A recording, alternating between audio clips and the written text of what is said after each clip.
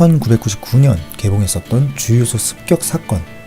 왜 이 영화는 주유소를 습격하도록 만들었고 하필 배경이 주유소였을까요? 자칭 야구 천재라 말하는 노마크, 음악 없이는 죽음을 달라고 이야기하는 딴따라, 누드 그리기에 인생을 건 페인트, 그리고 무식한 무대뽀까지. 이 4명의 사람들이 컵라면을 먹다 말고 갑자기 주유소를 습격합니다. 그런데 이들이 주유소를 습격한 이유는 없습니다.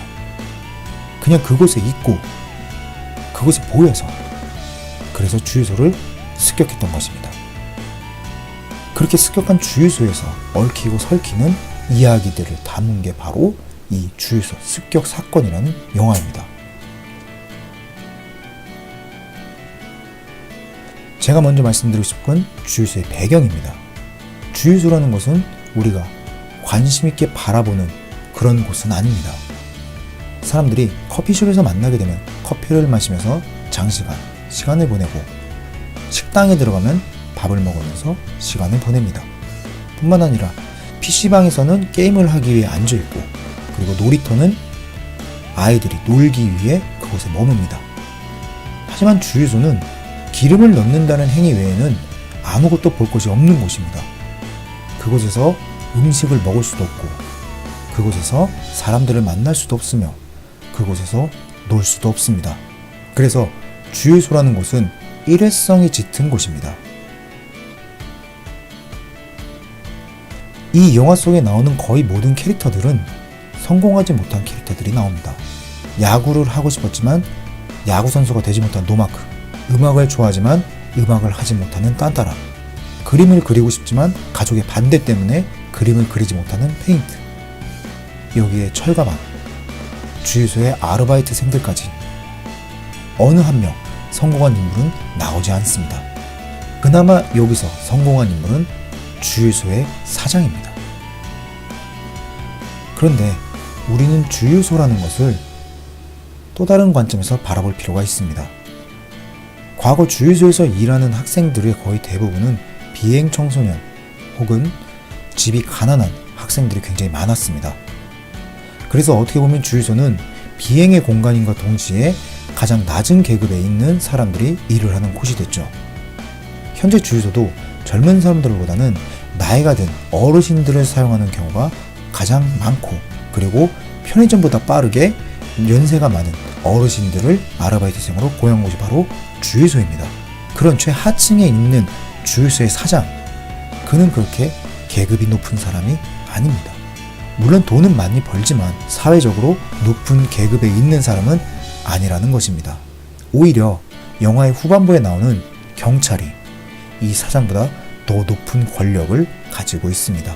그런데 이 권력을 가진 사람들은 시도 때도 없이 다른 행동을 하거나, 혹은 노래를 부르거나, 혹은 우스꽝스러운 모습들을 보여줍니다.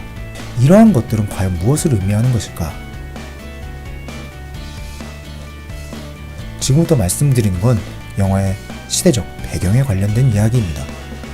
1999년은 밀레니엄 버그, 즉 새로운 세기의 시작을 기다리는 사람들로 인해서 많은 혼란을 겪었습니다.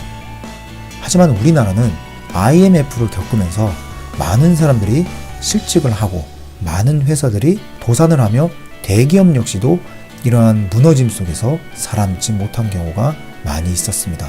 그래서 사람들의 미래는 암울했고, 그 미래를 꿈꾸던 청년들은 갈 곳을 잃게 됐습니다. 현재 나와 있는 주인공들은 대부분 예체능 쪽을 생각하고 있는 인물들입니다. 야구선수, 음악인, 그리고 화가까지. 그런데 주유소에서 일하는 학생들, 고등학생입니다. 결국 고등학생조차도 돈을 벌어야 하는 이 대한민국의 현실을 이 영화 속에서 보여주는 것입니다. 결국 이 주유소에 모인 모든 사람들은 소시민입니다. 그래서 저는 이 영화가 IMF를 겪은 사람, 여기에 더불어 세기말을 겪고 있는 우리 대한민국을 살아가는 청년, 그리고 청소년들의 모습을 보여줌으로써 우리의 미래가 얼마나 암울한지를 보여주는 그런 영화라고 봤습니다. 1999년 세기 말에 살아갔던 젊은이들은 철저하게 꿈을 무시당하면서 오로지 돈만 바라봐야 되는 그러한 삶을 살았고, 그러한 삶에 반대를 했던 노마크, 딴따라, 페인트, 그리고 무대뽀가 주유소를 습격했던 것입니다.